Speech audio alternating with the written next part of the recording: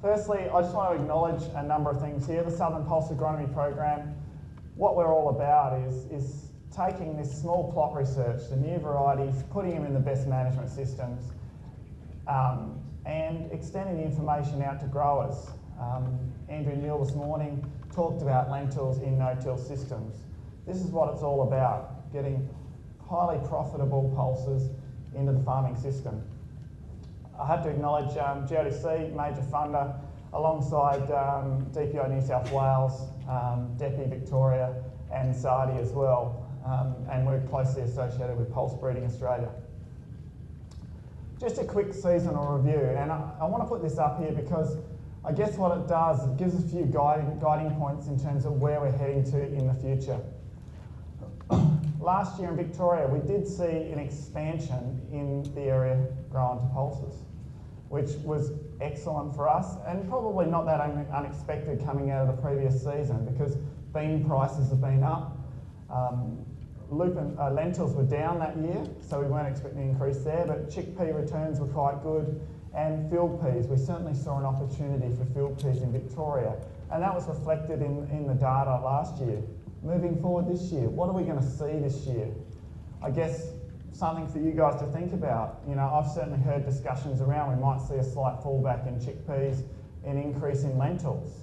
Is that just a response to the prices we're seeing in lentils? Be aware of what is driving the prices in terms of your crops and such like. Lentil prices are up because of issues that have gone on in Canada this year. What happens if suddenly that blockage that's going on in Canada drops away and we have lentil prices drop back to $450 a tonne again, rather than sitting at the $600? I guess there's some of the questions that we need to think about and some of the drivers of why we see these swings in terms of pulse production over a number of years. Herbicide residues. Again, it's going to be a problem this year, I would dare say. We got stung a little bit last year on trial sites, as well as many growers. We're talking about carryover from your Group Bs and low gram and such like. So just be aware of it, be aware of the paddock histories, because you know, some of these chemicals can carry over multiple years. You know, we've had basically no rainfall at all for the last couple of years, and I'll talk about it in a moment, but really last year we were sitting on growing season rainfall, so we've still only had relatively low rainfall amounts to break down some of the chemistry. Disease, something that we saw last year. I just wanted to highlight and some work that we're following up on. Ascochyta blight in chickpeas. People know about it from the past, that they got stung back in the late 90s. I know our memories are certainly that long to remember a whole industry basically wiped out within 2 to 3 years because of a particular disease. Just last year, and in the last couple of years, we have noted that there has been the odd bit of Ascochyta blight appearing on some of the resistant lines of chickpeas out there. The encouragement for agronomists and growers moving forward is make sure you're observant, reporting this stuff in. We're following up that through other programs and just checking out, well, you know, how virulent is this? Is this going to turn into a real problem? Is this a breakdown in resistance? Or is this just a mixed seed source? So for instance, you've got more susceptible varieties mixed in with the resistant variety. So we haven't got answers around that yet. It's just something that we picked up last year, but something to look forward to or to keep an eye on moving forward. But overall last year in Victoria, diseases generally were not a major problem in pulses. Weeds and insects.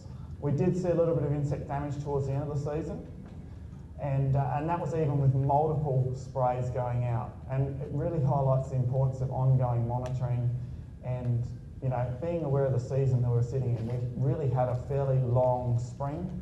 Not a huge amount of rain, but it certainly went on for a long period of time in terms of temperatures. Weeds, pulses.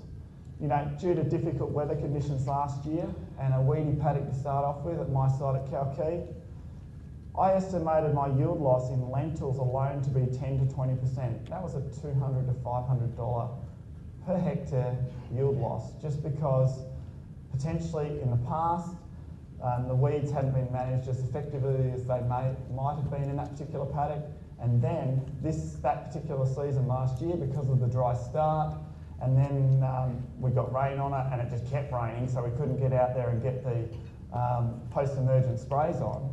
We just lost control of the weeds on that site, and you can't get on top of them. Yield losses are massive when it comes to weeds. So again, be aware of that coming into a season like this one where potentially we are coming out of a dry summer. So not only could we run into herbicide residue issues, what happens if the same thing happens again this year where, you know, we get a late start and it keeps raining, we can't get on and get control.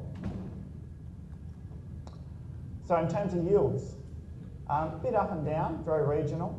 Some areas were absolutely fantastic. You know, I can talk through parts of the Wimmera and certainly up into the Mallee. We certainly saw some fantastic yields across the board, except for maybe chickpeas. So lentils, generally excellent in terms of yield and price, and the price was the shock for lentils. You know, guys are suddenly pulling in the Wimmera, you know, we're hearing yields of 3 to 4 tonne to the hectare, and prices kept rising, and I think they've touched the $600 a tonne mark at the moment. So certainly been a really good year for lentils, and that's why people are looking forward to this year. Peas have been generally good, have been touched up by frost in certain areas, and that's an ongoing story. That's that careful paddock choice and so on. Beans, they were very surprising, and I put that up there for a number of reasons. Is that early on in the season, or in the early flowering period, across South Australia and Victoria, we were noting very poor pod set. So those first few flowers just did not set pods. And it was really bad in South Australia. I came back here to Victoria and we're going, oh, what's going on here? And I guess what we found at the end of the day, we went in and harvested not expecting too much, and suddenly we're going, oh gee, the yields are not so bad here. So again, that long, mild finish really benefited the beans, and then prices have been relatively good again, so up in that high $300 a tonne area. So we've certainly seen some good profit margins driving pulses forward. Beans, moving forward, where are we going to see them move? Again, I think we'll see another small increase in area this year. Hopefully prices hold up for us. Chickpeas, were down a little bit last year. Now chickpeas, as different from all those other pulses there, chickpeas tend to really benefit from summer rainfall, and that where you can actually store significant amounts of moisture, and then they can access that through the warmer temperatures in later spring. Because chickpeas don't flower and set pods until the average daily temperature gets above about 15 degrees. So hence in a season like last year, which while we had a mild spring, it was fairly cool. So often chickpeas weren't setting pods well, and then they weren't able to finish off into summer because we simply did not have stored moisture underneath. And that's a warning about this season. You know, we're moving into a dry season. Where do chickpeas fit? And that's an individual choice for each grower. So just a quick snapshot on the rainfall at my Mallee site last year. Basically, we grew crops on growing season rainfall only. We principally had almost no summer rainfall, so equivalent was Beulah, and basically there was no summer rainfall through there.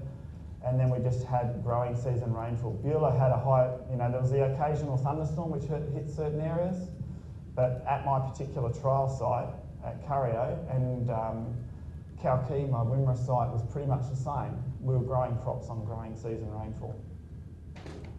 Temperatures, and this is not the same for everybody across the state because we know there were frosts that took out a number of crops, particularly on the eastern side, but through the western part of Victoria, there generally wasn't too many frosts and temperatures were mild. Talking about field peas and some of the varieties that have been recently released, I wanted to highlight PBA Pearl. The reason being is that it is a high yielding white pea. It is the highest yielding pea in all the trials. Now we've always struggled to get white peas taken up in the industry, but it's something we're going to continue to throw out there because white peas are the major pea marketed internationally. Obviously we grow the dung peas extremely well and we have got our markets there, but we need to be aware that white peas are the major pea grown marketed internationally. And we don't really have a foothold in that market at the moment. So it's something that we need to push forward and develop. We've got varieties there that are well adapted and potentially we can produce enough grain out of them. PBA Wharton is the latest field pea. It's an early to mid Casper type and certainly can fit into all the areas where you might have grown Casper in the past and possibly stretch it into some of those drier regions. It has an improved disease resistance package with powdery mildew and viruses. And I guess last season it didn't do particularly well. If you look at the NBT trials, it did drop back a little bit, but on the long term it has done really well. And one of the reasons is that it has got a longer flowering window than Casper. Now I just want to switch into some couple of completely different sorts of peas that we certainly had a lot of discussion about over the last couple of years, and these are the forage types or mixed grain type. So PBA Hayman was primarily released as a long season forage type. It's not for grain. I'll show you some yields in a minute. It doesn't yield for grain, but it does produce high biomass. Now I've discussed it a little bit more in the paper as well, and I'll put up some data in a moment just around the forage types. But where we see the forages fit at the moment is Hayman will produce high biomass generally. It won't always be above every other field pea line, but overall it does produce higher biomass. Coogee, on the other hand, was released as a dual type. We're doing ongoing work around how much biomass produces. Initially it was released on high biomass from the breeding program. Some of the data we're getting now is saying, well, maybe its biomass isn't quite as much, or it hasn't really got the biomass advantage over even a Casper type. So there's certainly going to be some choices there for growers moving forward. And we know there's been some seed issues with Hayman that's been talked about in the industry, something that we'd never seen through breeding and agronomy programs previously. So these are just issues that we need to continue talking about. So in terms of agronomy moving forward, forage peas, what's the fit for your system? Herbicide residues, we know peas put up with them a little bit more, and where do markets sit? Before we just stop on peas, I just wanted to throw a few bits of information up here, and I know it's a very busy graph, but what I wanted to highlight was, we talked about sowing time this morning in the major session, and the overall trend in terms of field peas in the Wimmera, Mallee, and the high rainfall zone is sow them earlier. And you'll see that in a moment when I throw up my Westmere data, which is from the high rainfall zone.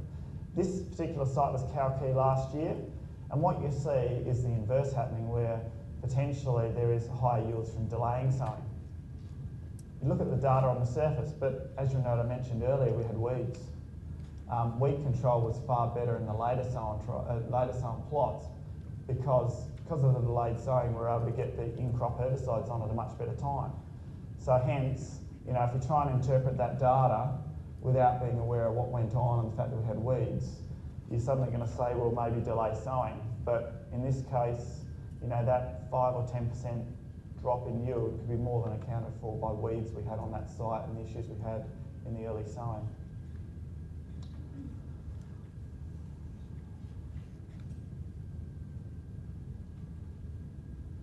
Okay, just talking about sowing dates, and this was probably a bit of a shock for us in the high rainfall zone, because traditionally it's been thought of in the high rainfall zone to delay your sowing peas. You can sow them whenever, it's not important.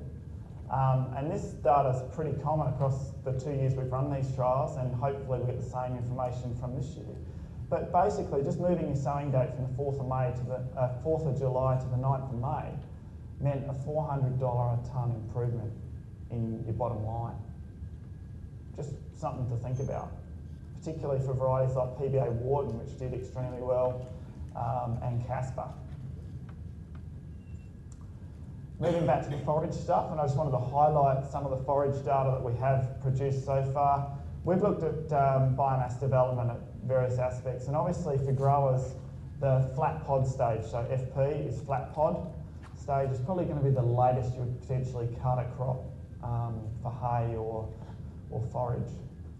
And what we found here in the Mallee, that basically Hayman had a slight improvement in terms of biomass production. The others really didn't differ all that much. And you can certainly see, Coogee fits in the same line as the others. The other thing around forage trials is time of sowing. And what I wanted to highlight out of this one is if again we pick out this flat pod stage, you can see that when Hayman's sown on the 10th of May, its biomass is much higher than the others. But as soon as you start delaying sowing with a variety like Hayman, you're not going to get the biomass production. So there's a quick summary in the booklet about peas in terms of where biomass sits. All right, lentils. I guess one that seems to capture an awful lot of attention is herbicide tolerance. And PBA Hurricane was released last year for this season's production. PBA Hurricane is a huge step up on the previous herbicide tolerant lentil, PBA Herald XT. Again, it's got that tolerance to Mazathipia, and it's got significant vigour and agronomic improvement. So it starts, what I'd term, starts to look like a normal lentil again. Herald was probably a bit stunted, a bit small, fitted certain environments really well, probably not as well adapted to Victoria. Hurricane fits back into that. Its yields are relatively high, so on a long-term basis, it's higher than Nugget and less than Ace. And if you've got any herbicide residue issues or you've had some issues going on, often you'll see Hurricane poke its head at the top of a trial. So it certainly has got a significant benefit. And I'll talk a little bit more about herbicide tolerance and what it might mean in a few moments, because we've done a lot of work around understanding what this technology might mean moving forward. Because you're not only dealing with tolerance to Mazathipia, you've got slight improvements in tolerance to your Group B residues, so your SUs and so on. So there's certainly opportunities there when you look at the whole farming system. And the other question I have is, there's some green lentils that are sitting around not far off release. What are the opportunities we have in this? We have a large and a medium-sized green. Both have got excellent vigour, no pod shattering issues, and improved disease resistance. How are we going to go as an industry moving forward as we implement greens? What are the opportunities that we see with the green lentil? And I guess the key thing to think about with greens, does it offer us alternate weed management opportunities? If you've got a large green out there, can we then go and screen off the vetch that we've got in the crop? So there certainly is opportunities coming through. And these greens, the medium green, its yields are up there with the PBA ACE type level in a season like last year. Long term is probably down a little bit, but in a season like last year, the yields are there. Also, let's not forget about PBA ACE and Bolt. Last year, certainly heard some discussion around the place that ACE may have been touched up a little bit by frost, and so lost a little bit of yield out there relative to Nugget. That's very regionally specific. Bolt, not quite so. One of the issues about ACE that we've sort of had a look back through the data, and it's very relevant to growing this particular variety, is that again, if we had a look at the data, and it nearly topped every single trial where we did have some summer rainfall and we're able to store a little bit of moisture. So from that, what we're picking out is that potentially PBA ACE is another variety that acts a bit like a chickpea. You can just keep on growing throughout the season, make the most use of that full rainfall. Some of the early maturing lines which topped the trials last year, like Flash, 901, which is one of the breeding lines, and so on, they tend not to make as much use of that later season water. So there's certainly some opportunities in there. Agronomy 2014. Look, chances are we're going to see an increase in area in Victoria, but the price is going to hold. Let's hope so. The markets are there internationally, but these are the things that, as a pulse growers and that, you've got to make your mind up right now and decide, well, this is the line I'm going to follow. And what's the bottom line if prices fall back to 450? What sort of yields do you need to produce to make them profitable? Herbicide residues, absolutely critical. And fortunately now with lentils, we have got the option out there. We've got a Hurricane there. So for growers and agronomists that think there may be issues with Group B residues going forward, look, it's worthwhile grabbing some seed of Hurricane. At least test it out, see how it fits in the farming system. So again, looking at these trials. So these trials really demonstrate, we actually do basic almost breeding trials, but across multiple sowing dates. So last year we sowed trials at 2nd of May and 6th of June. This was up at Currio in the Mallee. And in this trial, it's fairly complex because there was an interaction between sowing dates and varieties. But what we saw here was PBA Ace was a classic in the Mallee where it was actually the highest yielding variety when sown early.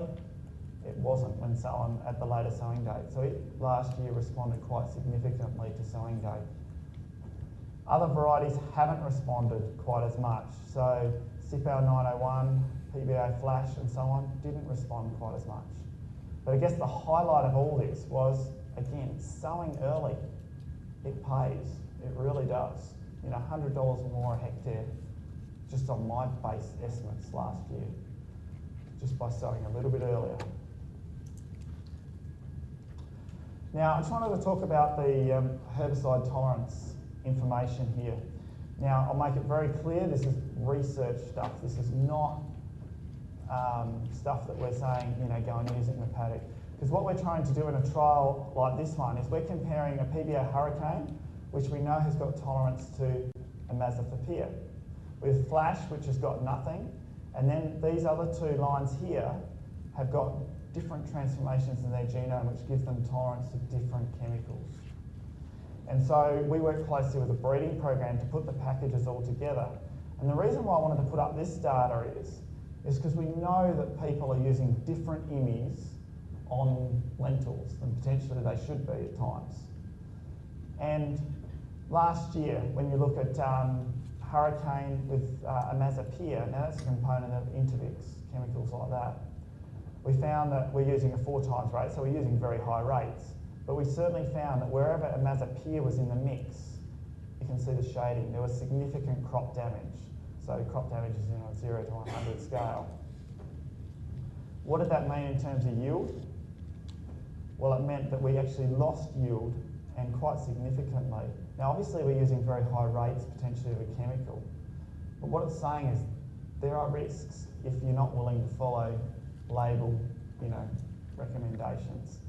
But the other exciting thing about all that is that we've got 2 lines sitting here which have got different transformations, which potentially give us an opportunity to use other chemistry on them in time. So it's about bringing all that together to manage weeds. And just highlighting the potential of greens, ACE and 1104, 1207 above boomer, and 1207 is a much larger grain. Chickpeas, moving on to chickpeas. So just looking firstly at the DESI types. PBA Maiden was released last year. It's a larger seed size, really nice seed colour, particularly for the whole seed market. Yields are up there with the best lines that we have out there at the moment. In comparison, you've got PBA Striker, which has got that adaptation to the low-medium rainfall, and Amber and Naline. Now, it's been appearing in trials, but has relatively limited testing in the eastern states. But did do Amber particularly did well in trials last year. In terms of the Kabuli chickpeas, we've got Genesis Kalki, which has sort of been hanging around the edge for the last few years. It's sort of been a slow release. But it's a Kabuli with a larger seed size than Almaz and Conniva. But it's got it's only moderately susceptible to Ascochyta blight. That doesn't mean it's not highly profitable. It just means you've got to manage disease with it, and certainly an opportunity in the medium to medium high rainfall zones. I guess one variety which we released last year that I wanted to highlight, and I'll show you some economics on it in a moment, is PBA Monarch. It's a Kabuli with larger seed size than Gen 90, but it's got yields similar to Gen 90. But it is moderately susceptible to Ascochyta blight. So that means we're going to have to be a little bit more careful with the management of the disease moving forward. And I've talked about the agronomy moving forward. I guess what I want to highlight here is I looked at grain yield and gross margins at Currio in 2013. And this was in a row spacing trial. So we looked at 7-inch, 14-inch, 24-inch row spacings, all sown early, so that first week of May. We found that there was no real response across the different row spacings, which is a good thing in itself. But what we found here was, so if you look at grain yields first of all, Amber and a breeding line, pretty much topped the trial and were significantly higher yielding than PBA Monarch. You've got Striker and Naleem Slasher, similar to the PBA Monarch area. Gen 90 and Kalki are dropping away a little bit. I guess when you put the gross margin across it, and my production costs are probably down a little bit, probably should be about $220, $240 a hectare plus $15 a fungicide. So what I've done is so that a Gen 90, which is classed as a R, will get one fungicide. PBA Monarch would end up with 3 fungicides. So I've tried to adjust the costs there and then use the grain prices, which are long-term estimates from Desi's at $450 a tonne, and then grading you could all these out based on their seed size. What was exciting about this is that suddenly the profitability of Monarch is well above any other variety grown in that trial. And that happened both years, 2012 and 13. So certainly worthwhile thinking about moving forward. So in terms of favourite beans, look, there's no new varieties out there this year. You've got a couple of new lines that hopefully will be released later this year. 5069 and 5095 are their numbers. They're high yielding, so in long term, average 10% above Farah and Rana with an improved disease resistance package. Now the yields have stepped up much above that in certain regions. Agronomy, again, watch out for herbicide residues and just keep an eye on the various diseases, your chocolate spots, Cercospora, rust. We never quite know when they're going to appear and they hit us, and just be prepared. So in terms of variety improvements, highlight some data from down the southwest that we've done. But I guess the key one here is, at Westmead in 2012, if you go from a Farah and Neura up to the top end of say a 5095, we were dealing with a 30% yield improvement. So that was quite exciting for the high rainfall zones. It looks like we're going to see some big step ups in yield. And some of these lines here also do fairly well in the lower rainfall zones in the Mallee. So, that's worth, $400 a hectare or more. And just a quick one last year, something that I guess we probably haven't talked about in Victoria, haven't seen too much in the past, is this thing called necking in beans. And it occurred in my Mallee trial last year, when you get a series of warmer temperatures in springtime as the crop is flowering and potting up. And it just causes a stress event, and you end up getting like a snapping of the stem. And there was quite a range of responses in the trial that I had at Currier last year. And so what we found were a couple of interesting things, is that a number of lines, the dots relate to the necking scores that I took, and a number of lines generally had relatively low necking. But when you got to 5095, its necking was quite high at the standard sowing rate, and then as you up the sowing rate, the necking levels increased. Now that was a major concern, because you're thinking, I'm going to lose massive yields out of that. When it came to the yields, you can see here that pretty much there wasn't a huge response to yield related to necking last year. So despite the fact that we had this stems breaking over and things like that, they still potted up well and produced high yields.